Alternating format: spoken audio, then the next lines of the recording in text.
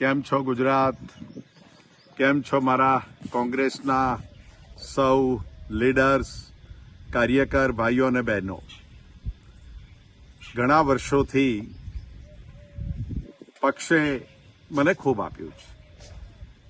2 વખત ધારાસભા, 3 વખત લોકસભા, તાલુકા યુવક કોંગ્રેસથી લઈને ગુજરાત પ્રદેશ સમિતિના પ્રમુખ, અને પરિણામો વિપરીત આવ્યા પછી પણ CWCના સભ્ય તરીકે કોંગ્રેસ પરિવારે મને સાચવ્યો છે, મૂક્યો છે. 1 મહિના પહેલા સમગ્ર ગુજરાતનું નેતૃત્વ,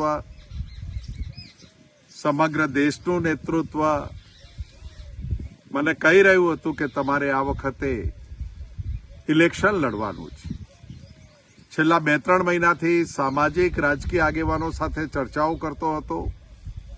ખાસ કરીને રાહુલજીની જે નવી સોચ બની છે, નવા લોકોને લાવો, નવા લોકોને તૈયાર કરો, પક્ષમાં ભરતી કરો, અને એ નેતા જ્યારે આપણી પાસે અપેક્ષા રાખતા હોય ત્યારે મેં મારી જાતને તૈયાર કરી કે મારે આ વખતે ચૂંટણી નથી લડવી, અને સમગ્ર ગુજરાત કે ઉત્તર ગુજરાતમાં નવા લોકો કઈ રીતે આવે એ માટે ગુજરાતના નેતૃત્વ સાથે ચર્ચાઓ કરી, અમારા ઇન્ચાર્જ સેક્રેટરીઓ સાથે, GS સાથે ચર્ચાઓ કરી, અને નિર્ણય આખરી તબક્કામાં આવી રહ્યો છે.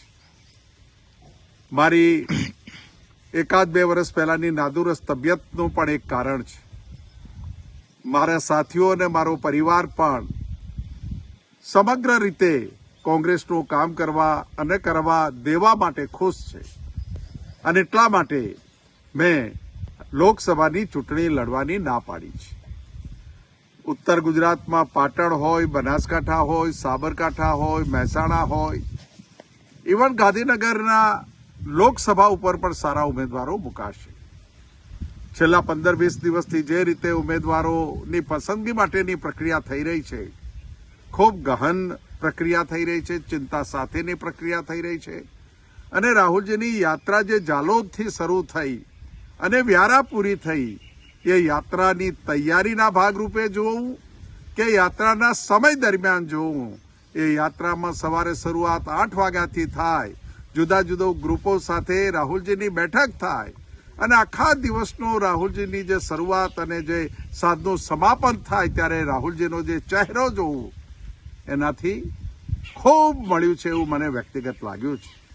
અને એ જ નેતા જે 4000 કિલોમીટર પગે ચાલે, કન્યાકુમારીથી કાશ્મીર, મણિપુરથી મુંબઈ સુધીની 7000 કરતાં વધારે કિલોમીટરની યાત્રા કરે, સવારે 8 વાગ્યાથી શરૂ કરે, રાત્રે 10 વાગ્યા સુધી લોકોને મળવાનું, લોકોની સમસ્યાઓ, લોકોને પ્રેમ, મોહબ્બત અને પ્યાર આપવાની વાત લઈને મારા નેતા નીકળ્યા છે, ત્યારે કોઈ ગેરસમજ ન થાય એટલા માટે આ વિડીયો આપ સૌને શેર કરું છું. રાજી છું, ચૂંટણી લડતો હતો ત્યારે પણ રાજી છું. આજે ચૂંટણી લડી નથી રહ્યો, લડાવી રહ્યો છું. અને ઉમેદવારો મુકાશે, 26 ઉમેદવારો મુકાશે. એમાં પક્ષના પ્રમુખ શક્તિસિંહભાઈ હોય, અમારા ઇન્ચાર્જ GS મુકુલ વાસનિકજી હોય, જે નેતૃત્વ મને જે આદેશ કરશે એ કામ કરીશ. અને આ વાતાવરણમાં જે લોકો ગયા છે એને કહેવા માંગુ છું કે તમે બધા શૂન્ય હતા, તમારી પાસે કંઈ નહોતું, તમારી કોઈ નામ નથી, નામના નહોતી. કોંગ્રેસે તમને મોટા બનાવ્યા, કોંગ્રેસે MP બનાવ્યા, મંત્રીઓ બનાવ્યા, કોંગ્રેસે વિરોધ પક્ષના નેતાઓ બનાવ્યા, કોંગ્રેસે તમને બોલતા કર્યા. અને કોંગ્રેસની ક્રાઇસિસના સમયે તમે જ્યારે કોંગ્રેસ છોડો છો, કુદરત તમને માફ નહીં કરે, કુદરત તમને માફ નહીં કરે. જે દિવસે તમારા દુઃખના દિવસો શરૂઆત થાય ત્યારે સમજો તમારી કરેલી ગદ્દારી, એ તમારે જે કંઈ તમે કર્યું છે એનો જવાબ આ ગદ્દારી, વિશ્વાસઘાત એ તમને આપી રહ્યું છે. એ જ મારે વિનંતી કરવી છે. બીજે ને ત્રીજે દિવસે લોકો પૂછે કે જગદીશભાઈ શું કરવાના છો? એક નાનકડા ઘરના પરિવારના, ગરીબ ઘરના પરિવાર, જેને ઝૂંપડું રહેવાનું નહોતું, એ માણસને આટલી મોટી શોહરત આપી, એને ઓળખ આપી, એ જગદીશ ઠાકોર જીવનની અંતિમ પળ સુધી માત્ર પાર્ટી ને પાર્ટી જ આ બધું ખાલી થઈ જાય તો પણ જગદીશ ઠાકોર, રાહુલજી, ગાંધી પરિવાર અને કોંગ્રેસ પરિવારનો ભક્ત બનીને રહેશે. આટલી વાત જરૂરિયાત હતી એટલે આપ સૌને જાણ કરું છું. જય કોંગ્રેસ.